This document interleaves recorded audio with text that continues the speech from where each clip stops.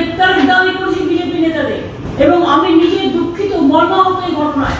কারণ পপেটকে আমরা সকলে সম্মান করি অন্যরকম ভাবে, সব ধর্মগুরুদের আমরা সম্মান করি, এবং আমরা সবসময় বলি ঈশ্বর আল্লাহ তেরে নাম সবকো সম্মতি দিয়ে ভগবান। কোন ধর্ম সম্বন্ধে কোনো কটু কথা বলার কারোর কোনো অধিকার নেই।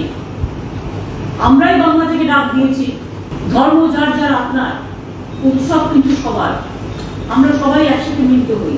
কিন্তু কেন দিল্লিতে একটা ঘটনা ঘটলে প্রতিবাদটা দিল্লিতে না হয়ে বাংলার মাটি শান্ত মাটি, তাই বাংলাটাকে আছড়াতে হবে, কামড়াতে হবে? এতে তো মানুষ আমাদের ভুল বুঝবে। আমরা তো হিন্দু মুসলমান সবাইকে নিয়ে চলতে চাই, হিন্দু মুসলমান তপশিলি আদিবাসী অংশী সবাই আমরা ঘরে ভাই বোন। সুতরাং আমি মনে করি, আমি হাত জোর করে রিকোয়েস্ট করবো সর্ব সম্প্রদায়কে, সব ধর্মের সবাইকে, সব ধর্মের সব নেতাদের। দু একজন হুলিগানিজম করছে, আমি হয়তো পুলিশ দিয়ে তাকে টেনে এসে ওঠাতে পারতাম, এরকম চাই না আর একটা গন্ডগোলের জন্য আর একটা গন্ডগোল হোক। আমি এখনো হাত জোর করে রিকোয়েস্ট করছি, রাস্তা অবরোধ দয়া করে করবেন না। যাদের মনে হবে যে আমার কিছু করা উচিত, তারা থানায় থানায় ডায়েরি করুন, এই দুজনের বিরুদ্ধে এফআইআর করুন, তাকে গ্রেপ্তার করতে হবে, ডেপুটেশন দিন, দল বেঁধে যাওয়ার দরকার নেই, তাতে একটা অন্য উল্টো রিয়াকশন হয়।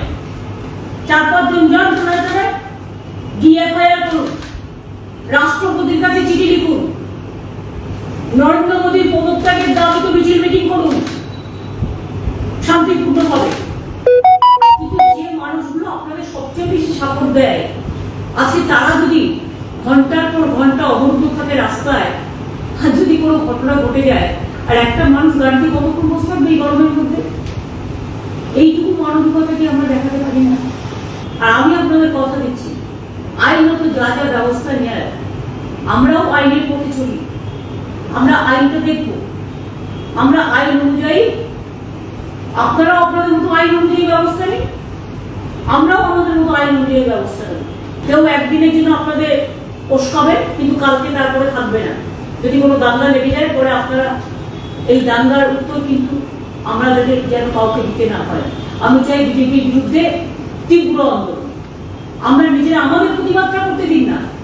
আমি সবসময় আপনাদের বলি, সংখ্যালঘুদের যদি কেউ অ্যাটাক করে, সংখ্যা গুরুদের প্রতিবাদ করতে দিন, আর সংখ্যা গুরুদের যদি কেউ অ্যাটাক করে, সংখ্যালঘুদের প্রতিবাদ করতে দিন। দেখুন না, আমরা পার্টিগতভাবে প্রতিবাদ করবো, আমরা করতে শুরু করেছি, আমরা পার্টিগতভাবে আমাদের এমপিরা আছে, এরা আছে, নানাভাবে আমরা করবো। সারা বিশ্বে এটা নিয়ে তোলপাড় চলছে, কিন্তু গন্ডগোলটা বাংলায় কেন করবেন? বাংলা একটা শান্তির জায়গা, আপনার আশ্রয়স্থল, আপনার বাঁচার জায়গা।